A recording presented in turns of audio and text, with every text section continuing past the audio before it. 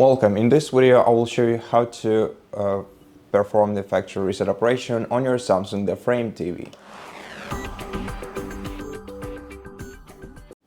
First, press the home button on your remote control to open this page, then press the left button to go to the sidebar, navigate down to settings, press OK once again to open all settings list, and then navigate down to general and privacy section. Open it, and in this menu navigate down to factory data reset option.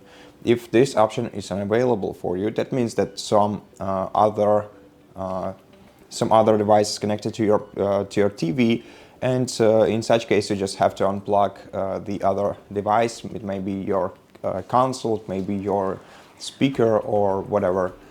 Just unplug them from your Samsung One Connect box, and then this option will become available for you. Now select it, then provide your PIN code into the following field and select reset and press OK, and then just wait until the reset is completed. Then your TV will restart automatically. And once you see the setup screen in front of you, that means that the factory reset operation is finished. So that's it for this video. I hope that you liked it, and if you did, please consider subscribing to our channel, leave us a like and a comment below, and I'll see you in the next one.